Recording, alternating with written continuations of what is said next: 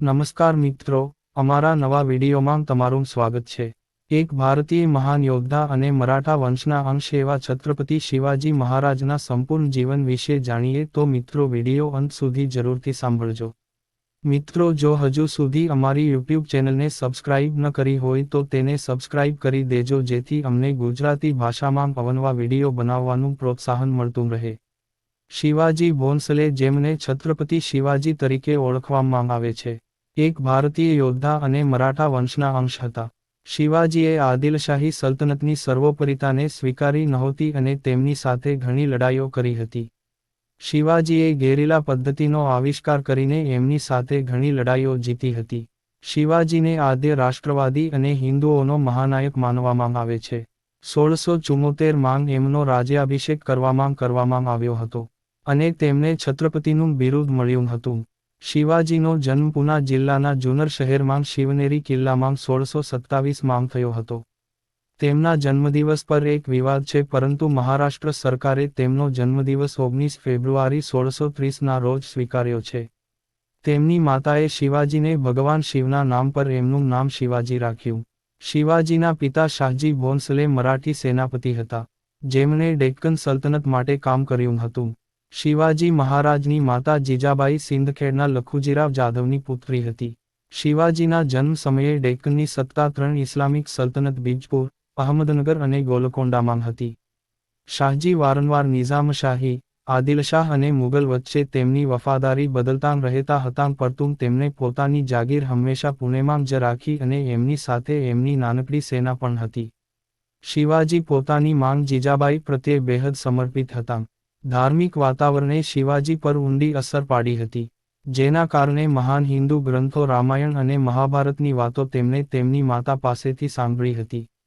આ બે ગ્રંથોના કારણે તેમણે જીવનપર્યંત હિન્દુ મૂલ્યોનો બચાવ કરતા રહ્યા। આ સમય દરમિયાન શાહજીએ તેની બીજી પત્ની તુકાબાઈ સાથે લગ્ન કર્યા હતા। લશ્કરી કાર્યવાહી માટે શાહજી કર્ણાટકમાં આદિલશાહના સૈન્ય તરફ અભિયાન ચલાવવા ગયા। તેઓએ શિવાજી અને જીજાબાઈને છોડીને એમના સંરક્ષક તરીકે દાદોજી કોંડદેવને બનાવી દીધા। દાદોજીએ શિવજીને બુનિયાદી લડાઈ પદ્ધતિઓ જેવી કે ઘોડેસવારી અને નિશાનેબાજી શીખવાડી। બાળપણથી શિવાજી ઉત્સાહી યોદ્ધા હતા પરંતુ તેના કારણે તેને માત્ર ઔપચારિક શિક્ષણ આપવામાં આવ્યું હતું, જેને કારણે તેઓ લખી વાંચી શક્યા નહોતા પરંતુ તેમને સાંભળેલી વાતો હજુ પણ તેમને યાદ છે। ટૂંકમાં તેમની યાદશક્તિ તેજ હતી। શિવાજીએ માવલ ક્ષેત્રમાંથી પોતાના વિશ્વાસુ સાથીઓ અને સેનાને એકત્રિત કરી। શિવાજી માવલ સાથીઓ સાથે પોતાને મજબૂત કરવા અને પોતાની માતૃભૂમિના જ્ઞાન માટે સહ્યાદ્રી પર્વતમાળામાં અને જંગલોમાં ભટકતાં ફરતાં રહ્યા જેથી કરીને સૈન્ય પ્રયાસો માટે તે તૈયાર રહી શકે। શિવાજીને 12 વર્ષની ઉંમરે બેંગ્લોરમાં લઈ જવામાં આવ્યા, જ્યાં તેમના જ્યેષ્ઠ ભાઈ સાંભાજી અને તેમના સાવકા ભાઈ એકોજી પહેલેથી જ ઔપચારિક તાલીમ પામ્યા હતા। 1640માં શિવાજી મહારાજ નિંબાલકર પરિવારના સહભાઈ સાથે લગ્નગ્રંથિથી જોડાયા। 1645માં કિશોર શિવાજીએ સૌ પ્રથમ વખત હિન્દુ સ્વરાજની અવધારણા દાદાજી નરસપ્રભુ સમક્ષ પ્રગટ કરી। 1645માં 15 વર્ષની ઉંમરે શિવાજીએ આદિલશાહ લશ્કર પર હુમલો કર્યો અને તે પણ આક્રમણની કોઈ પણ સૂચના આપ્યા વગર અને તોરના કિલ્લા પર પોતાની વિજય પતાકા લહેરાવી હતી। ફિરંગોજી નરસાએ શિવાજીની સ્વામી ભક્તિ સ્વીકારી લીધી અને શિવાજીએ કોંડાના કિલ્લાને પણ કબજે કર્યો। કેટલાક તથ્યો એમ કહે છે કે શાહજીને આ શરત પર 1649માં છૂટા કરવામાં આવ્યા હતા કે શિવાજી અને સંભાજી કિલ્લો છોડીને જતાં રહે પરંતુ કેટલીક હકીકતો શાહજીને 1653ની 1655 સુધીનો કારાવાસ બતાવે છે। શાહજીની રિહાઈ બાદ તેમણે જાહેર જીવનમાંથી નિવૃત્તિ લીધી અને શિકાર દરમિયાન તે 1645ની આસપાસ મૃત્યુ પામ્યો। પિતાના મૃત્યુ પછી શિવાજીએ હુમલો કર્યો અને ફરીથી 1656માં પડોશી મરાઠા વડા પાસેથી જાવલીનું સામ્રાજ્ય કબજે કરી લીધું। 1659માં આદિલશાહે એક અનુભવી અને બાહોશ અને દિગ્ગજ સેનાપતિ અફઝલખાનને શિવજીને તબાહ કરવા મોકલ્યો, જેથી તે પ્રાદેશિક બળવો ઘટાડી શકે। 10 નવેમ્બર 1659ના રોજ તેઓ પ્રતાપગઢના કિલ્લાની તળેટીમાં એક કુટીરમાં એ બંને મળ્યા હતા।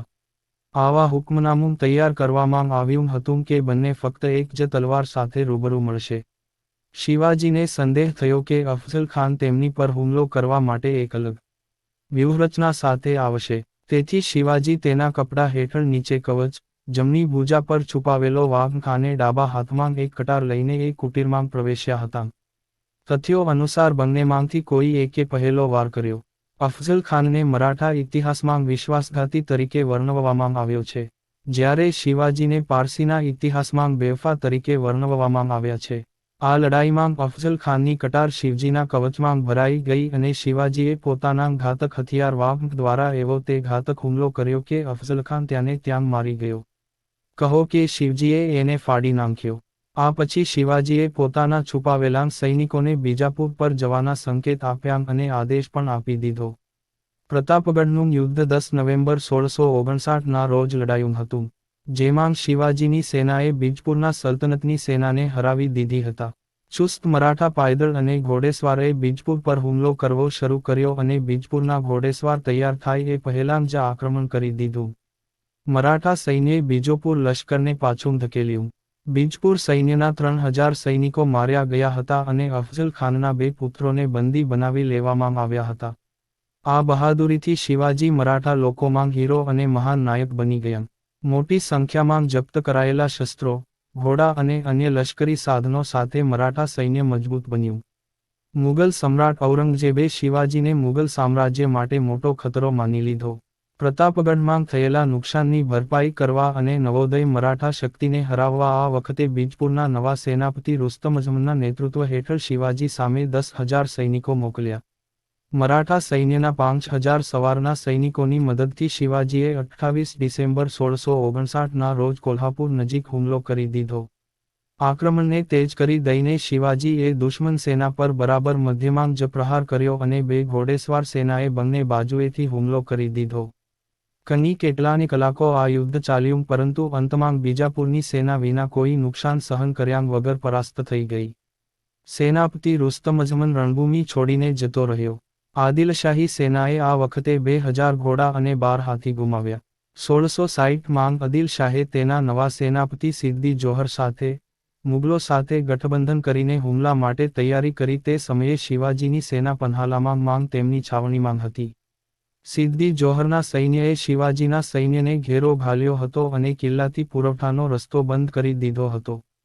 પન્હાલામાં બોમ્બવર્ષા દરમિયાન સિદ્દી જોહરે બ્રિટિશરો પાસેથી યુદ્ધની સંભવિતતા વધારવા માટે ગ્રેનેડ્સ ખરીદ્યા હતા. કેટલાક બોમ્બ વિસ્ફોટ કરવા માટે કેટલાક બ્રિટિશ તોપચીઓ પણ નિમણૂક કરવામાં આવ્યા હતા. આ કથિત વિશ્વાસઘાતને કારણે શિવાજીને ગુસ્સો આવ્યો હતો, કારણ કે તેમને રાજાપુરમાં અંગ્રેજી કારખાનામાંથી હાથગોળા લૂંટ્યા હતા. ઘેરાબંધી પછી વિવિધ લેખોમાં જુદી જુદી વાતો બતાવાઈ છે, જેમાંથી શિવાજી એક લેખમાં બચીને ભાગી જાય છે. આ પછી આદિલશાહ પોતે જાતે કિલ્લા પર હુમલો કરવા આવે છે અને 4 મહિનાના ઘેર પછી કિલ્લા પર કબજો લઈ લે છે. અન્ય લખાણોમાં ઘેરાબંધી કર્યા પછી શિવાજી સિદ્દી જૌહર સાથે વાત કરે છે અને વિશાલગઢના કિલ્લાને તેમને સોંપી દે છે. શિવાજીના સમર્પણ અથવા ભાગી નીકળવા પર પણ એક વિવાદ છે.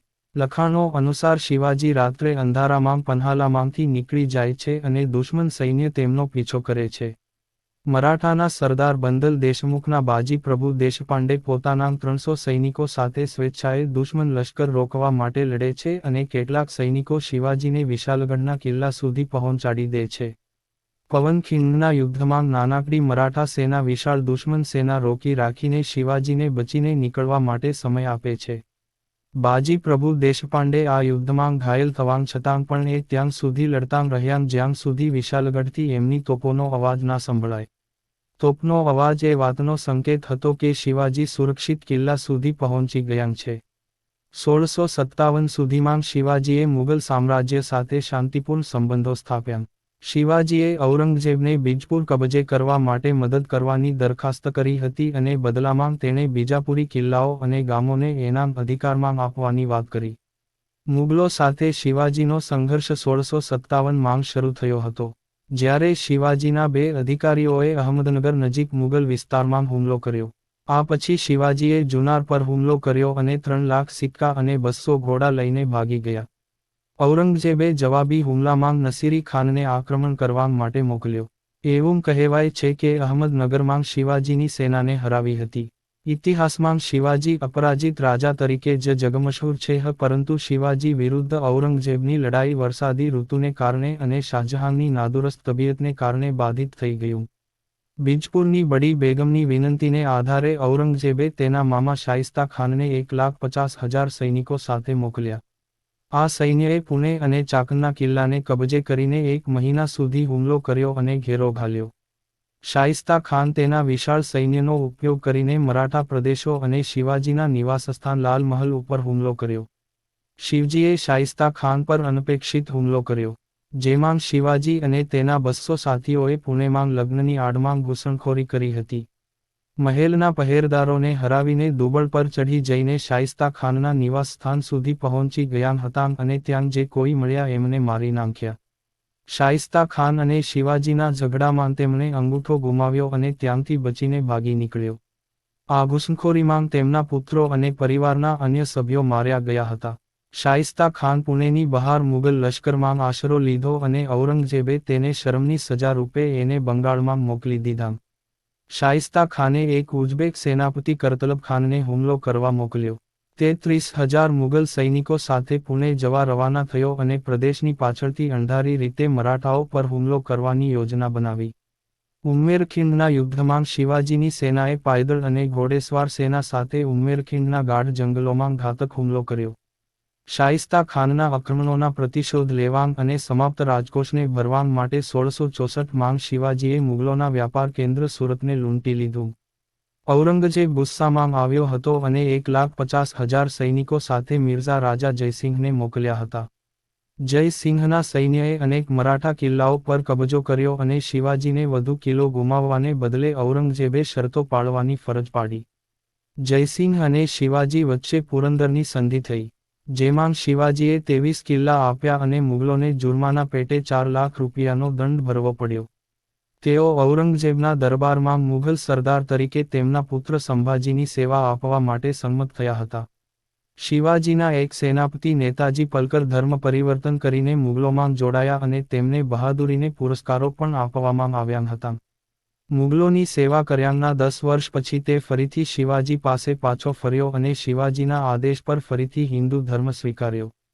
1666માં ઔરંગઝેબે શિવાજીને 9 વર્ષના પુત્ર સંભાજી સાથે આગ્રામાં બોલાવ્યા. ઔરંગઝેબે શિંદજીને કંદહાર મોકલવાની યોજના કરી હતી, જેથી તેઓ મુગલ સામ્રાજ્યને પશ્ચિમોત્તર સીમાંત સંગઠિત કરી શકે. 12મી મે 1666ના રોજ ઔરંગઝેબે શિવાજીને દરબારમાં પોતાના મનસબદારોની પાછળ ઊભા રહેવાનું કહ્યું. શિવાજીએ આને પોતાનું અપમાન સમજ્યું અને ક્રોધમાં ભરી સભામાં હુમલો કરી દીધો. શિવાજીની તાત્કાલિક આગ્રાના કોટવાલ દ્વારા ધરપકડ કરવામાં આવી હતી. શિવાજીએ વારંવાર બીમારી માટે બહાનું કાઢ્યું અને ઔરંગઝેબને ધોખો આપીને ડેક્કન જવા માટે વિનંતી કરી. જો કે તેમના આગ્રહ કરવાથી તેમના સ્વાસ્થ્ય માટે દુઆ કરનાર આગ્રાના સંતો, ફકીરો અને મંદિરોમાં દરરોજ મીઠાઈઓ અને ભેટોને મોકલવાની મંજૂરી આપો. થોડા દિવસ સુધી આ સિલસિલો એમને એમ ચાલ્યો.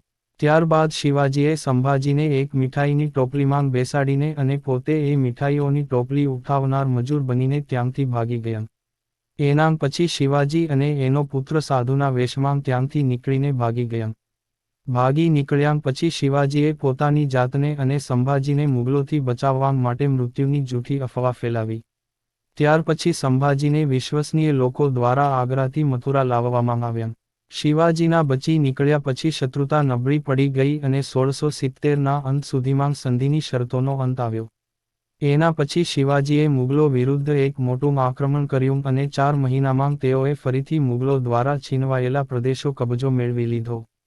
આ સમય દરમિયાન તાનાજી માલુસરે સિંહગઢનો કિલ્લો જીતી લીધો હતો. શિવાજી બીજી વખત હતો જ્યારે તેઓ સુરતને લૂંટીને જઈ રહ્યા હતા. તો દૌડ ખાનના નેતૃત્વમાં મુગલોએ શિવાજીને રોકવાની કોશિશ કરી, પરંતુ એમને શિવાજીએ યુદ્ધમાં પરાસ્ત કરી દીધા. ઓક્ટોબર 1670માં શિવાજીએ અંગ્રેજોને પરેશાન કરવા પોતાની સેના મુંબઈ મોકલી. અંગ્રેજોએ યુદ્ધ સામગ્રી વેચવાનો ઇનકાર કરી દીધો, તો શિવાજીની સેનાએ મુંબઈની લકડહારોના દલને અવરોધિત કરી દીધું. 1674માં મરાઠા સૈન્યના સેનાપતિ પ્રતાપરાવ ગુર્જર આદિલશાહી સેનાપતિ બહાલોલ ખાનની સૈન્ય પર હુમલો કરવા બોલાવ્યો. પ્રતાપરાવની સેના પરાજિત થઈ ગઈ અને પ્રતાપરાવને બંદી બનાવી દેવામાં આવ્યો. આમ છતાં શિવાજીએ બહાલોલ ખાનને પ્રતાપરાવને છોડવાની ધમકી આપી હતી, નહીં તો તે હુમલો કરશે. શિવાજીએ પ્રતાપરાવને પત્ર લખ્યો અને બહાલોલ ખાનની આજ્ઞા પાળવાનો ઇનકાર કર્યો. આગામી થોડા દિવસોમાં શિવાજીને ખબર પડી કે બહલોલ ખાનની 15,000 લોકોની સેના કોલ્હાપુર નજીક નેસીમાં રહી હતી. પ્રતાપરાવ અને તેના 6 સરદારોએ આત્મઘાતી હુમલો કર્યો જેથી શિવાજીની સૈન્ય સમય મેળવી શકે.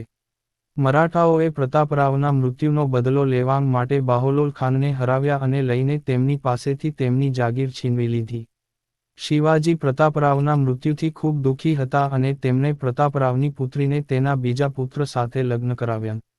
શિવાજીએ હવે તેમની લશ્કરી ઝુંબેશોથી પૂરતી જમીન અને નાણાં એકઠાં કરી લીધાં, પરંતુ તેમને હજુ સુધી કોઈ ઔપચારિક ખિતાબ મળ્યો નહોતો. એક રાજાનો ખિતાબ જ એમની આગળ આવનારી કે મળનારી ચુનૌતીને રોકી શકતી હતી.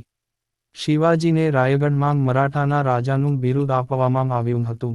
પંડિતોએ 7 નદીઓના પવિત્ર પાણીથી શિવાજીનો રાજ્યાભિષેક કર્યો. અભિષેક પછી શિવાજીએ માતા જીજાબાઈના આશીર્વાદ લીધા. આ સમારોહમાં આશરે રાયગઢના 5,000 લોકો ભેગા થયા હતા. શિવાજીને છત્રપતિનું બિરુદ પણ આપવામાં આવ્યું હતું. રાજ્યાભિષેકના થોડાક દિવસ પછી જીજાબાઈનું મૃત્યુ થયું. આને અપશુકન માનીને શિવાજીનો બીજી વાર રાજ્યાભિષેક કરવામાં આવ્યો. 1674ની શરૂઆતમાં મરાઠાઓએ આક્રમક ઝુંબેશ શરૂ કરી અને ખાનદેશ પર હુમલો કર્યો. બીજાપુરી, પોંડા, કારવાર અને કોલ્હાપુર પર કબજો કરી લીધો. આ પછી શિવાજીએ દક્ષિણ ભારત તરફ વિશાળ સૈન્ય મોકલ્યું અને આદિલશાહી કિલ્લો જીતી લીધો. શિવાજી પોતાના સાવકા ભાઈ વેંકોજીથી સામંજસ્ય કરવું પડ્યું છતાં પણ તેમાં નિષ્ફળ ગયા હતા, તેથી રાયગઢથી પાછા ફરતી વખતે તેમને હરાવ્યા હતા અને મૈસૂરમાં મોટા ભાગનો કબજો મેળવ્યો હતો. 1680માં શિવાજી બીમાર પડી ગયા અને 52 વર્ષની વયે આ દુનિયા છોડીને જતા રહ્યા. સતત સંઘર્ષ, સફળતાની ચાવી, કુશાગ્ર બુદ્ધિશાળી, પ્રખર હિન્દુત્વવાદી યુદ્ધ જીતવા માટે જ લડાય છે અને એ માટે કંઈ પણ કરી છૂટનાર રાજપૂતના એક ફાંટાના વીર યોદ્ધા એટલે છત્રપતિ શિવાજી મહારાજ. આ રાજા પર માત્ર રાજપૂતો કે મરાઠાઓએ જ નહીં પણ સમગ્ર ભારતે ગૌરવ લેવું જોઈએ અને એ એમણે કર્યું જ છે. કેટલીક વિગતોનો આમાં ઉલ્લેખ નથી, એ હું આપને ફરી કોઈવાર જણાવીશ. બાકી અત્યારે તો શત નમન શિવાજી મહારાજને. મિત્રો, અહીં આપેલી તમામ માહિતી ઇન્ટરનેટના માધ્યમથી લેવામાં આવી છે. આમરહ વિડીયો દ્વારા કોઈ પણ ધર્મ, સમાજની લાગણીને ઠેસ પહોંચાડવાનો હેતુ નથી. તેમ છતાં અમારા તરફથી જો કોઈ ભૂલ રહી ગઈ હોય તો અમે માફી માંગીએ છીએ. મિત્રો, જો તમને અમારો આ વિડીયો પસંદ આવ્યો હોય તો તેને લાઇક કરીને શેર કરજો અને ગુજરાતી ભાષામાં અવનવા વિડીયો જોવા માટે અમારી યુટ્યુબ ચેનલને સબસ્ક્રાઇબ કરવાનું ભૂલશો નહીં. ધન્યવાદ.